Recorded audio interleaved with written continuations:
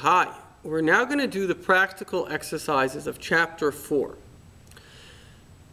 These exercises help you overcome resentment, which, as mentioned previously, is very important. The first exercise is write down anybody who has ever insulted you, and next to that write, I forgive them.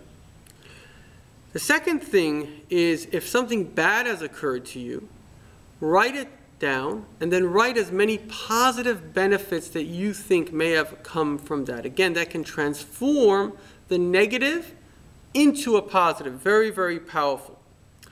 The third thing is, instead of feeling anger over the person who hurt you, try to feel compassion towards that person.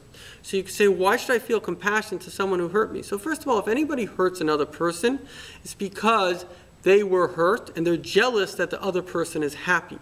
That's in fact why there's anti-Semitism in this world. There are many people who have suffered from maliciousness and they're jealous of Jewish people who have been loved.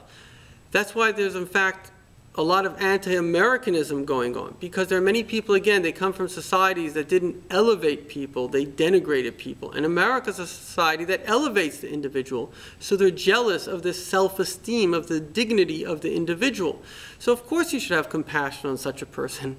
Such a person is feeling internally shameful, they're feeling denigrated, and the only reason they're being spiteful, like a bully, is only because they're jealous that somebody else is happy and somebody else has good self-esteem. So by feeling compassion on such people, the compassion immediately takes away feelings of resentment. You can't hate the person who you feel bad for. Every night before you go to bed, this is what we do as Jewish people, as part of the Jewish prayer, is think about anybody who may have angered you and say, I forgive you. Again, you want to eliminate any new resentments that may have cropped up. Talking about every night before you go to bed, ask yourself, what acts of kindness and growth have I done today? And finally, this is a very, very critical mechanism, very important, it's very difficult, but very, very important.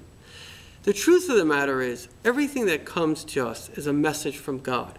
So why would God give me somebody who's making fun of me? Well, one of the reasons is because God wants me to double my efforts. For example, there was a man who was building a nonprofit building in Jerusalem. And he came to the Lubavitcher Rebbe and he said, it's so difficult. I'm facing so many challenges. As I like to say, and this is my personal experience, I'm involved in nonprofit work for many years. Whenever you're doing the right thing, it takes twice as long and it's double as hard as doing the wrong thing. And the reason God does this is exactly what the Rebbe told him. He says, God wants you to double your efforts. You know, when you're doing something good, you have a tendency to feel good about it. You say, oh, I'm such a great guy, I'm doing something good. But the trick is to keep on being motivated to keep on being good. And it's that, like we said about the Yetzer Hara, it's that very negative that's going against you that makes you double your efforts, that keeps you in the game, that makes you do even more good. So if somebody is standing against you, and I've seen this clearly, whenever you're doing something good, you'll somewhere somebody's going to say something bad about it. That's not a sign that you're doing something bad. That's a sign that you should double what you're doing because it's so good. God is telling you this is something that the Yetzer Hara, the demon, is afraid is going to change the world, and by you continuing it, you are going to make the world a better place. Thank you.